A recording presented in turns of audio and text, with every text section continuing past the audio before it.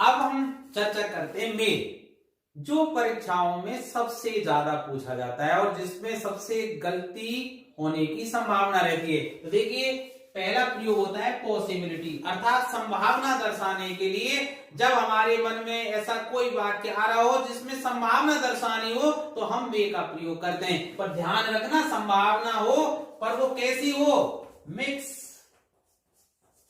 With doubts, अर्थात आपको संदेह हो या कहें अनसर्टेनिटी हो, अनिश्चितता हो। अनिश्चितता या संदेह की जब बात हो और ऐसी संभावना को व्यक्त करने के लिए हम मे का प्रयोग करते हैं। जैसे इट मे रेन टुडे, आज वर्षा हो सकती है, संभावना है हो या ना हो, ये अपने मन की बात कह दी भाई। अब देखिए, आप कहें सर संभावना तो तीन तरह की हो सकती है कि भाई बहुत ज्यादा संभावना हो, बीच की संभावना हो और बिल्कुल ही संभावना ना के बराबर हो। तब क्या करें, ध्यान रखना भाई, जब बहुत ज्यादा संभावना हो तब करते हैं, ठीक है। और जब संभावना 50-50 हो, अर्थात संभावना में डाउट हो आपको या संदेह हो, तब हम मे का प्रयोग करते हैं। जैसे मैं एक सेंटेंस बोलता हूं, there are dark clouds in the sky, it खाली जगह रेन टुडे। अब देखिए, डार्क क्लाउड्स हैं, घने काले बादल छाए हुए हैं, तो किसी समय वर्षा होने की पूरी पूरी संभावना है। तो तब क्या प्रयोग करेंगे, इट मस्ट रेन टुडे। और अगर कहें कि भाई there are few clouds in the sky, ध्यान से सुनना, there are few clouds in the sky, it, और ये इसमें कुछ नहीं लिखा हुआ है, जैसे यहां रेन टुडे। अब क्या लिखेंगे भाई, अब फ्यू का मतलब क्या है, ना के बराबर, थोड़े बहुत कोई इक्का दुक्का बादल है तो संभावना ना के बराबर है, तब क्या प्रयोग करेंगे, माइट का। ध्यान रखना, तब हम किसका प्रयोग करेंगे, माइट का। तो आपको कैसे याद रखना है, संभावना बहुत ज्यादा हो, बिल्कुल 100% भाई 90% से ऊपर संभावना है ये कार्य होगा, शुड का प्रयोग। 50-50 है, हो सकता है नहीं भी हो सकता है, आप अनिश्चितता की स्थिति में हो, मे का प्रयोग कीजिए, और ना के बराबर हो तो माइट का प्रयोग कीजिए। याद रहेगी ना भाई। तो अब यहां तो मैं मे लगा देता हूं और इस बात को मैं लिख भी देता हूं कि 90% से ज्यादा संभावना हो, किसका प्रयोग करेंगे, और 50-50 हो तो मे का, और संभावना ना के बराबर तो माइट का। अब देखिए, ही मे कम टुमारो, संभावना है वो कल आ सकता है, आ भी सकता है, कोई काम लगा तो नहीं भी आए भाई। इसी तरह देखिए, he may buy, sorry I may buy a colour TV this year, संभावना है भाई पैसे की व्यवस्था रही तो मैं साल नया टीवी, जो कलर टीवी है, खरीद सकता हूं। अब ये बात और देखिए, अगर मैं यहां मे नहीं लगाता तो देखिए क्या हो जाता, ही कम्स टुमारो, सेंटेंस ही बदल जाता ना भाई, बिल्कुल। अब यहां देखिए, it may be raining in the hills now, अनुमान लगाया है यहां देखिए। तो अनुमान लगाने के लिए हमेशा मे का प्रयोग कर देते हैं, मे बी का प्रयोग करते हैं, ये आपका अनुमान है, गैस है भाई। तो ये बात और है भाई, गैस, अनुमान दिखाने के लिए हम किसका प्रयोग करते हैं, मे बी का। तो हमने अनुमान लगा लिया कि इस समय भाई पहाड़ी जो इलाके हैं उसमें वर्षा हो रही होगी। तो आपने क्या सीखा भाई, मे के प्रयोग में जब क्या हो, पॉसिबिलिटी हो, पॉसिबिलिटी भी कैसी हो, mix with doubt and uncertainty, अनिश्चितता के बादल जब छाए हो और आपको संभावना दिखानी हो तो मे का प्रयोग करेंगे, और अनुमान लगाना हो तो मे बी का प्रयोग करेंगे। अब इसका दूसरा प्रयोग हम देखते हैं, for asking and giving permissions, अर्थात हम अनुमति मांगने के लिए और अनुमति देने के लिए दोनों ही परिस्थितियों में मे का प्रयोग करते हैं, पर बहुत ही नम्रता के साथ। जैसे आप कक्ष के बाहर खड़े हुए हैं और आपके टीचर अंदर हैं, आप कक्षा में आने के लिए कैसे बोलेंगे, मे आई कम इन सर, तो टीचर जवाब में क्या कहेगा, यस यू मे, हाँ हाँ आ जाइए, अंदर आ जाइए। तो देखिए यहाँ क्या है, नम्रता है।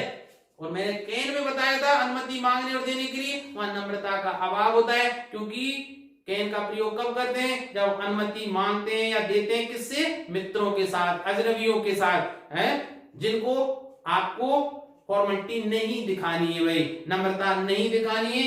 अब एक बात और बताइए, अगर टीचर को ये कहना होता है नहीं आप बहुत ज्यादा लेट आए, आप कक्षा में नहीं आएंगे, तो क्या लिखता, क्या ऐसे लिखता, नो यू मे नॉट, क्या ऐसे टीचर कहता, बिल्कुल गलत, ऐसे नहीं कहता। ध्यान रखना, अगर वो मना करता है, प्रोहिबिशन मना करता है, तो कैन नॉट का ही प्रयोग करते हैं। तब कैसे कहता टीचर, भाई no you can't, can not पूरा लिखिए या कांट, ठीक है, ये आपको ध्यान रखना है भाई, मे नॉट नहीं आएगा मनाही करने के लिए।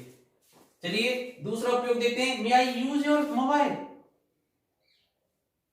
आपने से बड़े या बुजुर्ग के साथ, देखिए मैंने नम्रता के लिए कुड भी बताया था, तो उसमें और इसमें थोड़ा सा अंतर है, वहां चॉइस रहती थी भाई, कैसे, could you please post this letter, तो चॉइस है, आप दूसरे से क्या करें कि भाई क्या आप इसको, इस लेटर को पोस्ट कर देंगे, अर्थात उसकी चॉइस है, वो मना भी कर सकता है।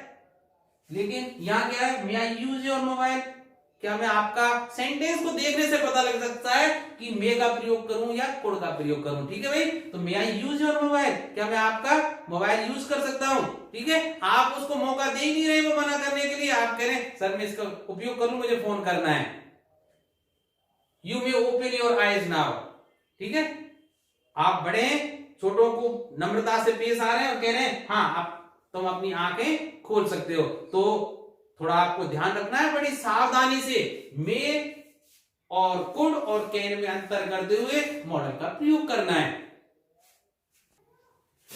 तो देखिए इसी कड़ी में मे का तीसरा उपयोग देखते हैं, may is used for a wish, faith, hope, अर्थात किसी को हमें शुभकामनाएं देनी है, कोई आशा दिखानी है, किसी को श्राप देना है, इन सभी मनोभावों को व्यक्त करने के लिए हम मे का प्रयोग करते हैं। जैसे आप कहते हैं ना, मे यू लिव लॉन्ग, भगवान करे आप शतायु हो, आपकी लंबी उम्र हो। और वैसे भी मे का प्रयोग हम आसानी से कैसे पता लगा सकते हैं, एक्सक्लेमेटरी जो मार्क होता है, क्योंकि केवल एक ही मॉडल मे है जिसके साथ एक्सक्लेमेटरी इस मार्क का प्रयोग किया जाता है।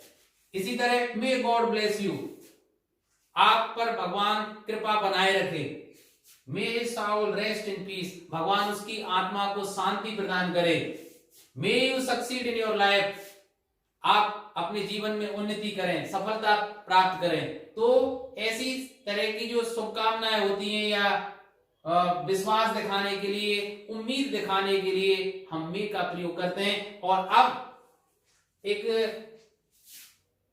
परीक्षा की दृष्टि से बहुत ही अच्छा जो मे का प्रयोग है उसकी तरफ हम बढ़ते हैं। तो पर्पज अर्थात उद्देश्य और दिखाना है हमें, और उद्देश्य के साथ वह भी शामिल हो, मतलब मैं हिंदी में लिख देता हूं, उद्देश्य हो पर वो कैसा हो, भय के साथ हो।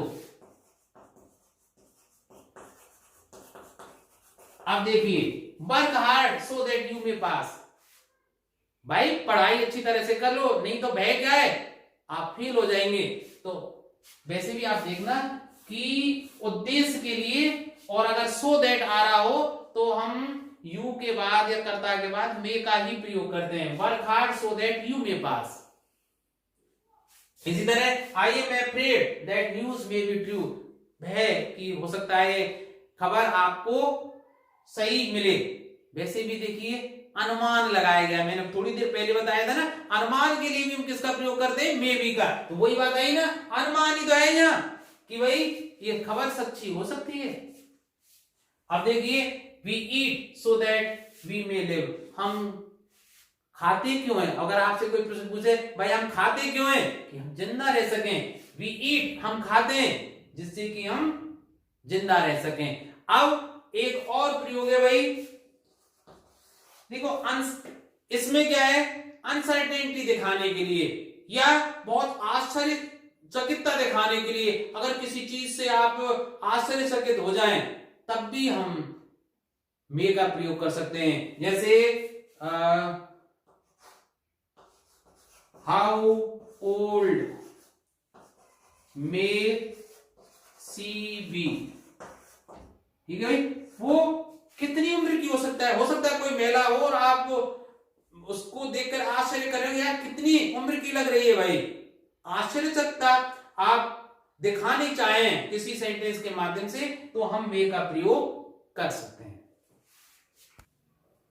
अब मे का जो पास्ट फॉर्म है माइट, अर्थात जो चौथी हमारी मॉडल है माइट, इसके उपयोगों को हम देखते हैं भाई। तो देखिए माइट का जो सबसे ज्यादा प्रयोग होता है कम संभावना, लेस पॉसिबिलिटी को व्यक्त करने के लिए, अर्थात लेस पॉसिबिलिटी जहां हमें व्यक्त करनी है उस भाव को एक्सप्रेस करने के लिए माइट का प्रयोग करते हैं। उदाहरण आपके सामने, there are few clouds in the sky, आकाश में ना के बराबर, देखिए ध्यान रखना, फ्यू से ऐसा ना समझना कि कुछ, मतलब बहुत कम, बिल्कुल ना के बराबर बादल है। It might rain today. इसी तरह सी माइट कम लेट, संभावना उसके देरी से आने की बहुत कम है, तो वो कुछ देरी से आ सकती है जिसकी संभावना कम है। इसी तरह it might have rained there yesterday, संभावना व्यक्त की गई है भाई कि हो सकता है वहां वर्षा हो चुकी होगी। अब ऐसा मत सोचना कि माइट के कारण यहाँ रेन्ड आया है सेकंड फॉर्म, भाई हैव आया है और हैव के बाद थर्ड फॉर्म नहीं आती, आप ध्यान रखना भाई।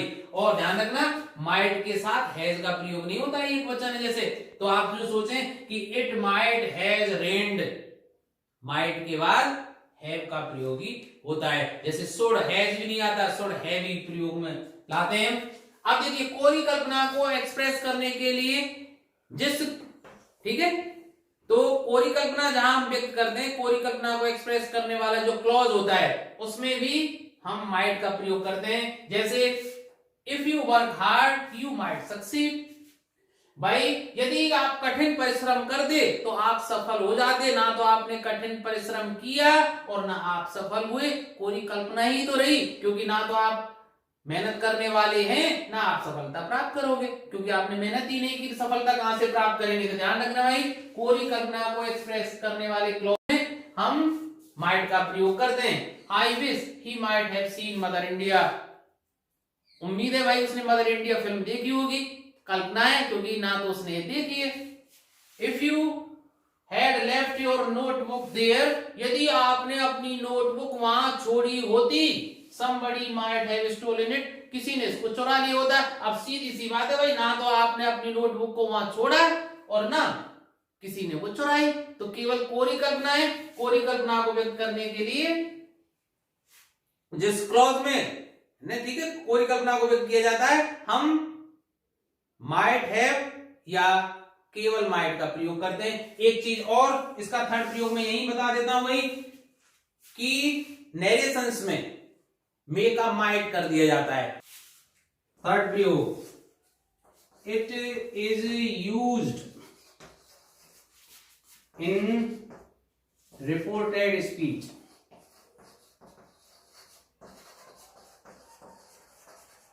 To show past time,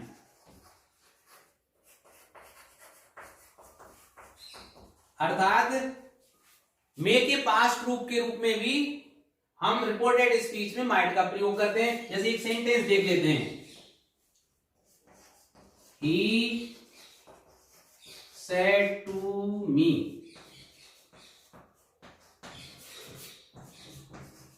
you may go home now, आप अब घर जा सकते हैं। तो इसको इनडायरेक्ट रूप में कैसे कन्वर्ट कर दे भाई, he told me, said to का साधारण वाक्यों में टोल्ड हो जाता है, आप जानते ही हैं, और दोनों सेंटेंसों को जोड़ने के लिए दैट का प्रयोग हम करेंगे भाई। यू हमेशा आपको पता है ऑब्जेक्ट से चेंज होता है, ऑब्जेक्ट क्या है, मी, तो यू के स्थान पर क्या प्रयोग करेंगे हम, आई, और मे का क्या हो जाएगा, might, I might go home और नाव का क्या हो जाता है, देन। ठीक है, तो हम रिपोर्टेड स्पीच में मे के पास्ट फॉर्म के रूप में माइट का प्रयोग करते हैं।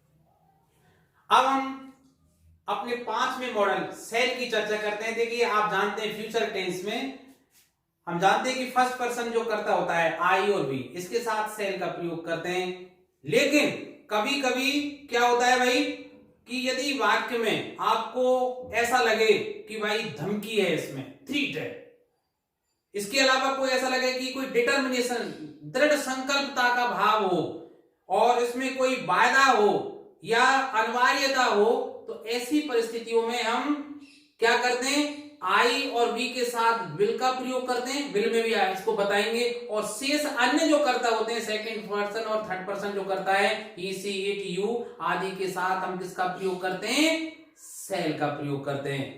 ठीक है, सामान्य स्थितियों में आई और बी के साथ सेल का प्रयोग करते हैं।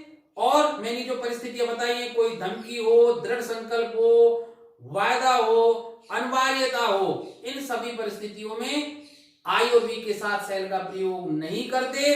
अन्य कर्ताओं जैसे ही, सी, इट, यू किसी नाम के साथ या कोई प्लूरल हो, दे हो, इन सब के साथ हम किसका प्रयोग करते हैं, सेल का प्रयोग करते हैं। जैसे मैं एक उदाहरण लिख देता हूं,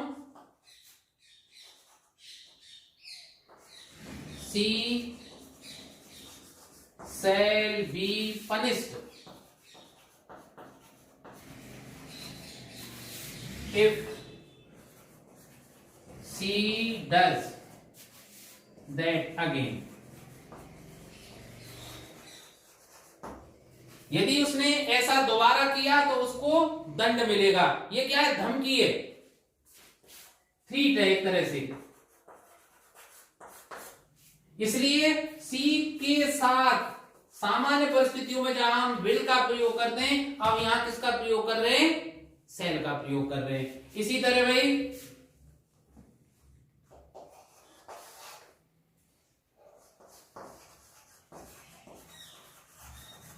you shall come to school on time. आपको विद्यालय समय पर आना होगा। ये क्या है, अनिवार्यता है।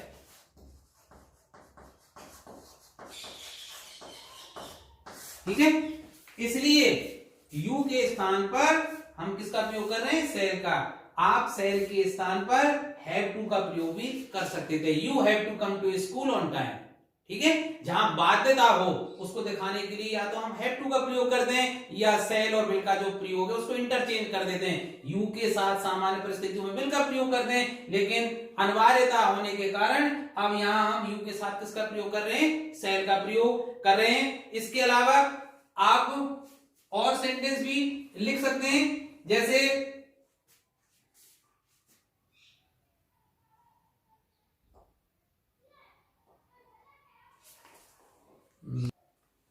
कोई आपसे कहे कि उसे वहां तुरंत जाना होगा, तो ही शैल गो देयर एट वंस। उसे वहां तुरंत जाना होगा। तो यहां भी क्या है भाई, बाध्यता है, कंपल्सन है, इसलिए विल के स्थान पर क्या आया है, शैल आया है। तो देखिए, दूसरा उपयोग है सुझावों या सजेशन को व्यक्त करने के लिए आई और बी के साथ। वैसे भी हम जानते हैं फ्यूचर टेंस में आई और बी के साथ हम शैल का प्रयोग करते हैं। तो यहां भी आप देख लेते हैं कि शैल आई बाय दिस बुक, क्या मुझे इस पुस्तक को खरीदना चाहिए, आपसे पूछ रहा है। जैसे मैं कहीं साइंस फेयर बुक में गया हूं और वहां कोई मित्र भी मेरे साथ है, उससे मैं कैसे पूछूंगा, shall I buy this book, क्या मुझे इस पुस्तक को खरीदना चाहिए। Shall we talk to the headman, क्या हमें हेडमैन से, कोई संस्था का कोई जो मुखिया है उससे बात करनी चाहिए। तो वो सुझाव आपसे सजेशंस मांग रहा है अपने साथी से। Shall I make a cup of tea for you, क्या मुझे आपके लिए चाय बनानी चाहिए, क्या मैं आपके लिए चाय बनाऊं। तो इसमें क्या है, देखिए सजेशंस को व्यक्त करने के लिए। Shall we go and see this movie, क्या हमें जाना चाहिए और इस मूवी को देखना चाहिए। तो वो सुझाव, ध्यान रखना भाई, वैसे भी आई और बी के साथ शैल का प्रयोग करते हैं, लेकिन जब हमें कोई सुझाव अपने साथी से शेयर करना हो तब भी आई और बी के साथ हम सेल का प्रयोग करते हैं। अब देखिए बहुत महत्वपूर्ण है परीक्षा की दृष्टि से कि लेट अस या लेट से शुरू होने वाले जो इंपेरेटिव सेंटेंसेस होते हैं उसमें अगर आपसे कोई कहे कि क्वेश्चन टैग क्या होगा तो उसमें सेल का प्रयोग करते हैं। जैसे देखिए एक सेंटेंस है लेट अस डांस टुगेदर, चलो साथ में डांस करते हैं, तो इसका क्वेश्चन टैग क्या होगा, सेल बी, क्या हमें करना चाहिए, ऐसे ही बनाएंगे ना, लेट्स वर्क टुगेदर, साथ साथ काम करते हैं, ठीक है। वैसे आप जानते हैं ना चलो चलें जैसा शब्द हो तो उनके अंग्रेजी बनाते समय लेट अस का प्रयोग करते हैं। जैसे चलो बाजार चलें, let us go to market, ठीक है। चलो साथ में डांस करें, लेट अस डांस टुगेदर। तो ऐसे इंपेरेटिव सेंटेंस के साथ क्वेश्चन टैग लगाने के लिए सेल का प्रयोग करते हैं। देखिए लेट्स वर्क टुगेदर, तो इसका क्वेश्चन टैग भी क्या होगा, सेल बी। इसी तरह लेट्स प्ले, हमें साथ खेलना चाहिए भाई, तो क्या होगा भाई, सेल बी।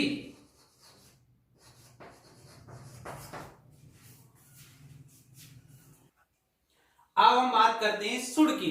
तो देखिए सुड का जो पहला प्रयोग है वो क्या है, मोरल ऑब्लिगेशन, अर्थात जहां नैतिक दायित्वों की बात आती हो या कोई नैतिक आपको सलाह देनी हो या कोई रिकमेंडेशन हो या कोई बातचीत हो, अर्थात ऐसी चीजें या ऐसे सलाह या ऐसे आदेश या ऐसी बातें जो नैतिकता के दायरे में हो या समाज जिनको सही या गलत के आधार पर निश्चय करता हो भाई ये कौन सी अच्छी है कौन सी अच्छी नहीं है, तो उन सभी के लिए हम शुड का प्रयोग करते हैं। जैसे पहला उदाहरण आपके सामने, you should respect your elders, समाज आपसे अपेक्षा करता है कि आपको अपने बड़ों का आदर करना चाहिए, एक नैतिक सलाह है, आपका कर्तव्य भी है भाई, you should respect your elders.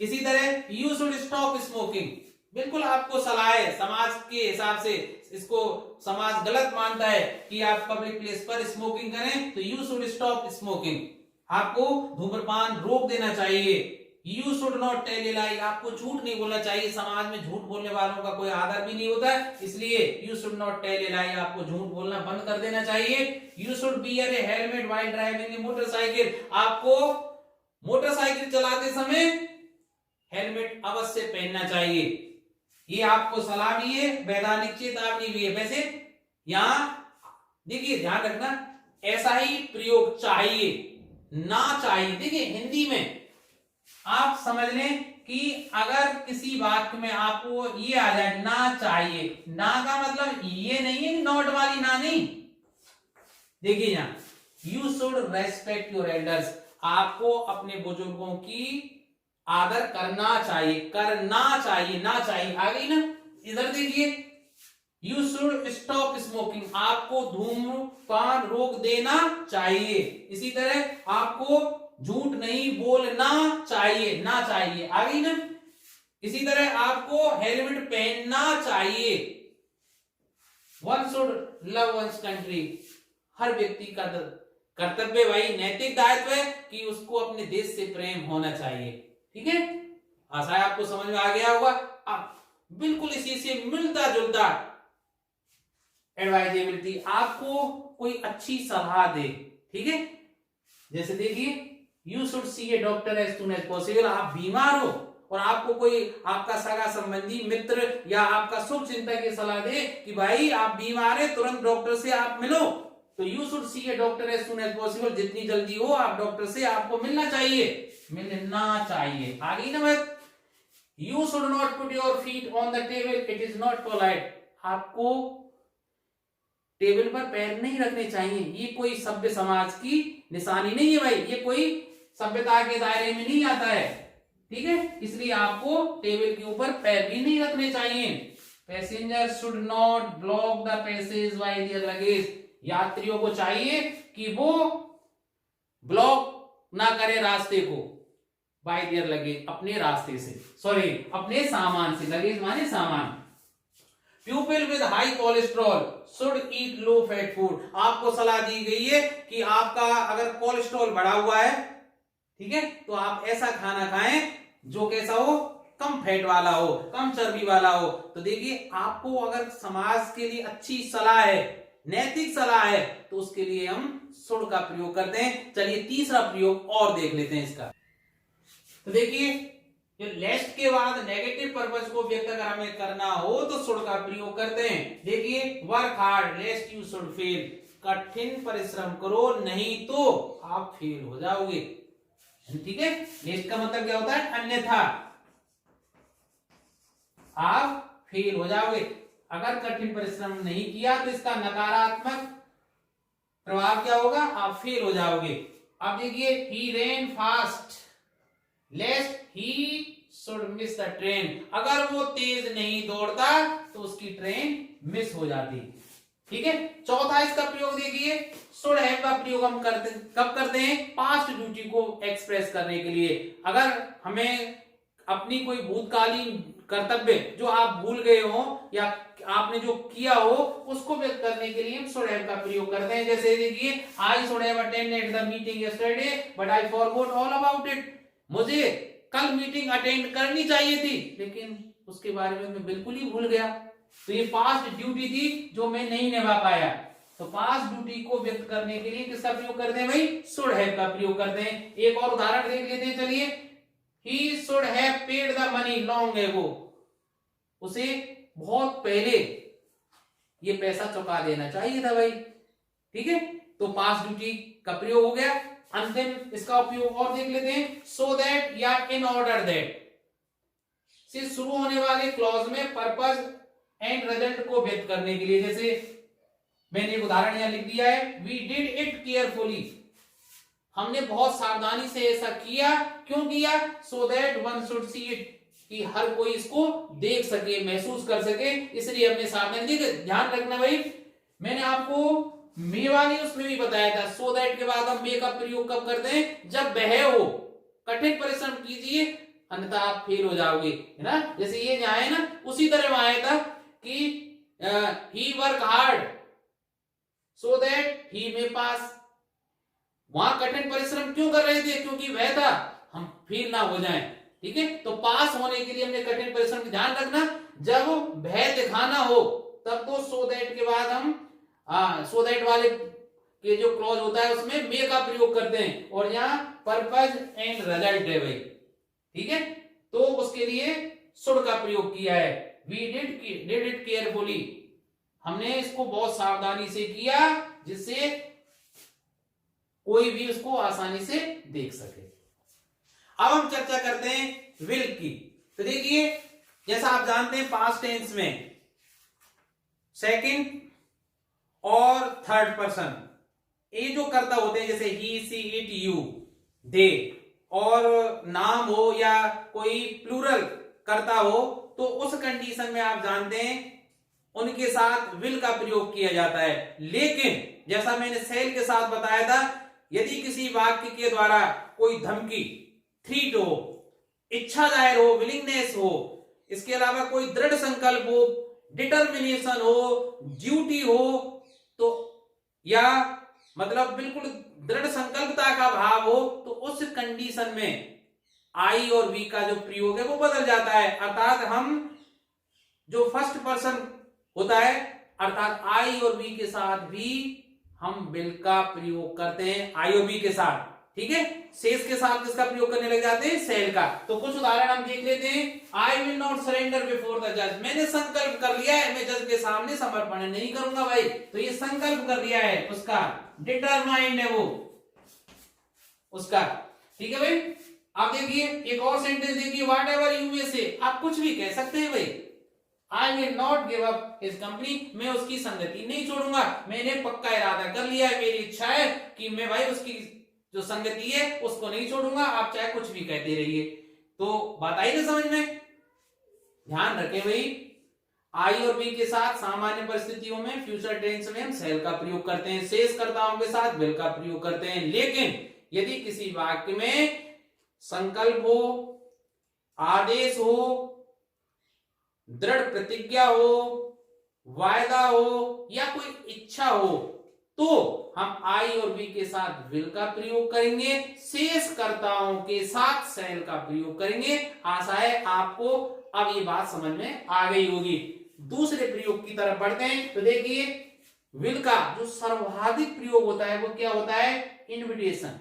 आपको किसी को निमंत्रित करना है, रिक्वेस्ट, अनुरोध करनी। अब आप कहेंगे सर अनुरोध के लिए तो बहुत से शब्द हो गए, तो भाई जहां पोलाइटनेस हो, आप चिंता ना करें, मेरा जो तीसरा वीडियो आएगा पार्ट 3 मॉडल्स के ऊपर, उसमें मैं पूरी तरह से अलग अलग करके कि भाई अनुरोध के लिए हम कैन का भी प्रयोग कर सकते हैं, मे का प्रयोग कर सकते हैं, और विल और वुड का भी प्रयोग कर सकते हैं, शुड का प्रयोग भी कर सकते हैं। तो इनमें अंतर क्या है, ठीक है, इन सब को अंतर के रूप में दिखाने के लिए मैं एक अलग से वीडियो बनाऊंगा, जिसको आप अवश्य देखना भाई।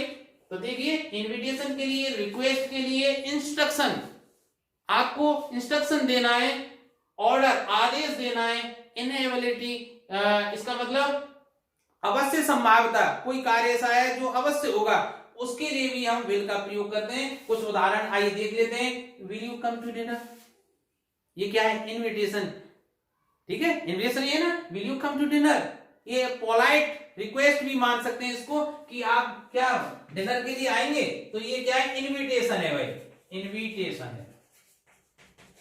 इसी तरह will you help me, polite request है भाई, क्या आप मेरी मदद करेंगे। ध्यान रखना विल में पोलाइटनेस होती है। Will you please pass the side, आप कहीं होटल में भोजन कर रहे हैं या घर में भोजन कर रहे हैं डाइनिंग टेबल पर, और साथ वाले से कैसे कहेंगे, will you please pass the side, क्या आप कृपया नमक को इधर करेंगे या मेरी तरफ देंगे। Will you please shut the door, आप अपने से बड़ों के लिए कैसे कह सकते हैं, will you please shut the door, क्या आप। तो देखिए यहां चॉइस भी होती है, जो सामने वाला है उसके पास चॉइस है कि वो तुम्हारी बात माने या ना माने। Will you please shut the door, क्या आप दरवाजा बंद करेंगे। अब उसकी चॉइस है भी, आपके अनुरोध को वो माने, आपके द्वारा किया गया जो पोलाइट रिक्वेस्ट है उसको माने या ना माने। अब चर्चा करते हैं हम वुड, जो बहुत ही महत्वपूर्ण है परीक्षा की दृष्टि से भाई। तो देखिए सबसे पहला प्रयोग, मोस्ट कंफ्यूजिंग, आप इसका प्रयोग करेंगे पोलाइट रिक्वेस्ट के लिए। देखिए यहां कम अधिकार भावना होती है, अर्थात आपका अधिकार नहीं होता, आप केवल दूसरे सामने वाले से केवल रिक्वेस्ट कर सकते हैं, वो माने या ना माने भाई। तो देखिए would you bring me a glass of water, क्या आप मेरे लिए ग्लास पानी लेके आएंगे। आप घर में अपनी मदर से या बड़े भाई से या बहन से केवल आप रिक्वेस्ट कर सकते हैं कि क्या आप मेरे लिए ग्लास पानी लेके आएंगे। जैसे यहां ये मदर से मान लेते हैं रिक्वेस्ट की गई है भाई, would you please listen to me, आप कहीं जा रहे हैं, किसी से कुछ कहना चाह रहे हैं, उसका ध्यान आकर्षित करने के लिए आप क्या कहेंगे, would you please listen to me, क्या आप मेरी सुनेंगे। तो देख रहे हैं आप पोलाइट रिक्वेस्ट के लिए किसका प्रयोग कर रहे हैं, वुड का प्रयोग। आप देखिए तीसरा उदाहरण देखिए, would you like a cup of T, आपके मेहमान आए हुए हैं या दोस्त आए हुए हैं, तो आप पोलाइटली उनसे क्या पूछेंगे कि क्या आप एक कप चाय पसंद करोगे।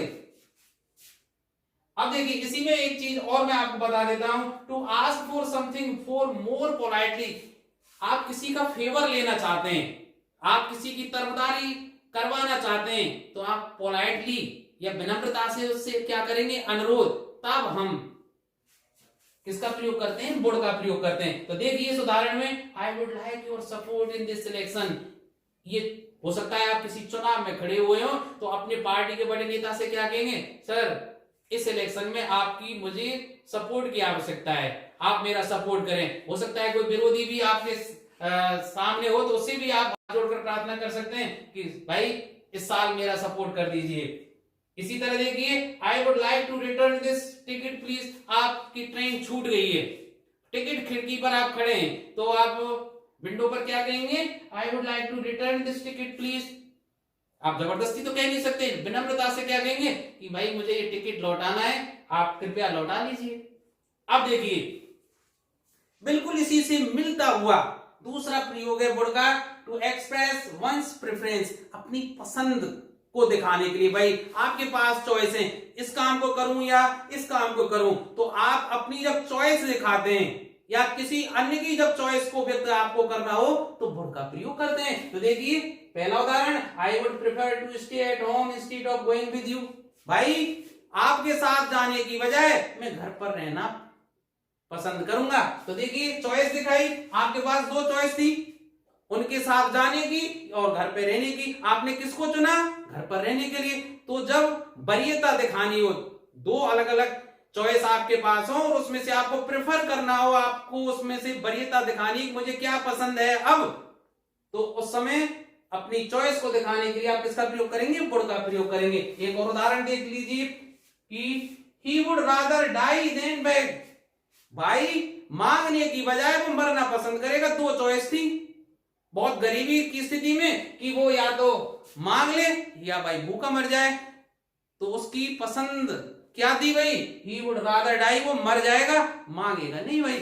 ठीक है, तो ध्यान रखना वैसे जब दो कंट्राडिक्टरी, दो विरोधाभासी चीजें हों, ठीक है, और उनमें से एक का चुनाव करना हो तो रादर का प्रयोग करते हैं और रादर के साथ वुड का प्रयोग होगा। ये ट्रिक मान ले या रट्टा मार ले भाई इस चीज पे आप। रादर के साथ हम किसका प्रयोग करते हैं? वुड का प्रयोग करते हैं, ध्यान रख लेना इसको। इसी तरह एक और उदाहरण देखिए, she would rather go than stay. वो आपके यहां रुकने की बजाय जाना पसंद करेगी। भाई दो ही चॉइस थी उसके पास कि वो रुके या जाए, तो उसने जाना पसंद किया, तो she would rather go than stay. एक और उदाहरण देखिए, Mohan would rather study English than sorry ये स्टडी लिख दिया मैं गलती से, देन मैथमेटिक्स लिख देता हूं।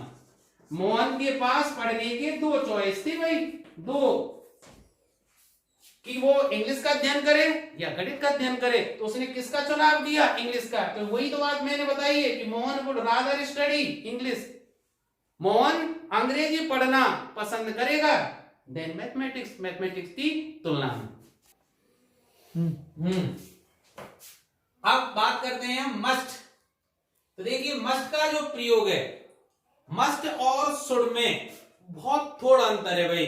कैसे? आपने शुड के साथ देखा होगा कि मॉरल ऑब्लिगेशंस के लिए शुड का प्रयोग करते हैं। तो जहां केवल मॉरल ऑब्लिगेशन हो अर्थात वहां इतनी बाध्यता नहीं हो तब हम शुड का प्रयोग करते हैं। लेकिन अगर बाध्यता हो अर्थात स्ट्रॉन्ग मॉरल ऑब्लिगेशन हो, नेसेसिटी हो, कंपल्सन हो, बाध्यता को कहते हैं कंपल्सन भाई, तब हम मस्ट का प्रयोग करते हैं। आइए कुछ उदाहरणों के द्वारा इसको समझने का प्रयास करते हैं। तो देखिए पहला एग्जाम्पल है, you must drive on the left. बाध्यता है भाई, ये कानून भी है, नियम भी है और हमें इन नियमों का पालन करना है। We have to follow the rules, कि हमें बाईं तरफ ही ड्राइव करना होगा भाई। तो वी मस्ट या you must drive on the left. ठीक है, यहां बाध्यता है इसलिए मस्ट का प्रयोग हुआ है। अगले सेंटेंस में देखिए, यू मस्ट स्टॉप स्मोकिंग। आपको धूम्रपान रोक देना चाहिए। यहां बात को बहुत दबाव डाल के आपसे कही गई है। ऐसे भी कह सकते थे कि यू शुड स्टॉप स्मोकिंग। जब आप पे दबाव नहीं डालना हो तब हम कैसे कह सकते थे? You should stop smoking. लेकिन यहां आप बहुत बीमार हैं, आपके लंग्स खराब हैं, आपको खांसी है, कफ आ रहा है, तब डॉक्टर क्या कहेगा?